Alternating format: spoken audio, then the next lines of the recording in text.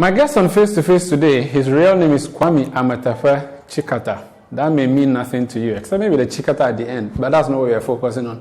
His name, which is known to all, is M.anifest. M. You're welcome to Face to Face. Thank you. I'm delighted to be here. It's good to see you and your cowboy hat. I wish I could wear some. Is that what we call this, a cowboy hat? I don't know. I suppose. I mean, for Texas people, they usually would wear something. I think the brims will be longer. I'm not that. Anyway, I'm not a hat aficionado either. So let's not I'm delve not that sophisticated. Why M with a dot and then Nifest? How do you come with such a name? I mean, musicians are outlaws. What would I look like having a mundane name? Nobody will remember you. Yeah, it was also, if you choose something that is, I don't want to say commonplace, but as within common language like manifest, I think that there needed to be a differentiating aspect to it.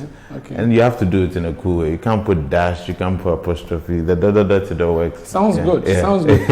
If you're walking on the road and hear someone shouting, Amatafe, would you turn around? Or is it not? Yes, but before I turn around, that signifies that the person knows me from a different time in my life. How about if you had Kwame? Because others will usually say Kwame instead of Kwame. Then I know the person doesn't know me because nobody's ever called me Kwame. Nobody calls you Kwame? No, not even my grandmother. Wow. That's interesting. So you've always been an entertainment person. You were an entertainment prefect. Is that something like you've always been planning to do? You're a dancer? What? No, absolutely had no idea and no expectation that I could actually choose this as a career path. Okay. I mean, I had a passion for the arts, I had a passion for writing, I had a passion for music, but I would absolutely be honest and say until I finished, by the time I was in university or college, I knew it was a possibility in my mind, but even the pragmatism, the idea of how to go about this was, I didn't go to school for music,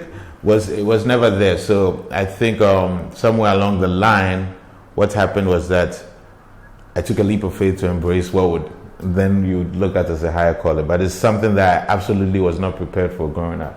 So, but you grew up in a music home. You had a generation of music. Yes, absolutely. I think. Were you deliberately, tailored towards music? Maybe you had it, but you didn't see it. So someone decided to groom you in that path. Was there any such thing? On the contrary, there was my grandfather, who I guess you're referring to. There was a lot of, there was freedom. He would offer knowledge, but there was and I was surrounded physically by things I could access musically, from cassettes, his field recordings, etc. But I didn't used to pick up the field recording tapes to listen to Ghanaian music. No, I wanted to find blank tapes to record hip hop over. That's what you were doing. Yes. So we probably lost some great field recordings because I dubbed over them. So apologies. But what about hip hop then attracted you? Because you had so much high life at the time, I believe. This would be the Daddy Lumbers, the Prudential era. Yeah, I mean, I loved high life. I think all of us who grew up with our parents' music, which was high life, we loved it. It's Ghanaian pop music that I think in the 20th century has really made an impact. But every generation seeks to have music of its own and claims that space. And I think that's what hip hop and then later hip life became for us. So it's the agency was given to young people.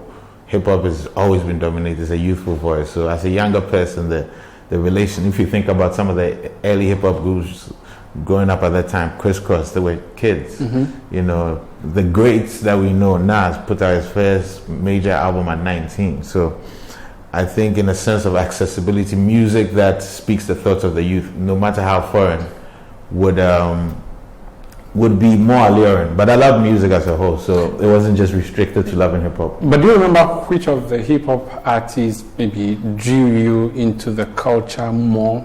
And it could even be a local hip hop person here in Ghana.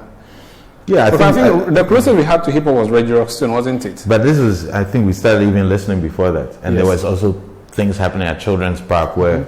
When they were, I can't remember if they called them fun fairs or whatever. Don't ask me, you were Dadabi, I wasn't even in Accra. Oh wow, so Children's Park, if West Sutherland has given us this for you to just ascribe it to Dadabis. Yeah, I mean, for you to shut up nicely, wear kambu, or sneakers as you call them now, and go to Southern. That's usually a Dadabi thing. The hustlers will be, the hustlers will be hawking kerosene and things. So really? Yeah. Okay. You grew up Dadabi life, didn't you? Absolutely, a life of privilege I accept. Thank you. Thank you.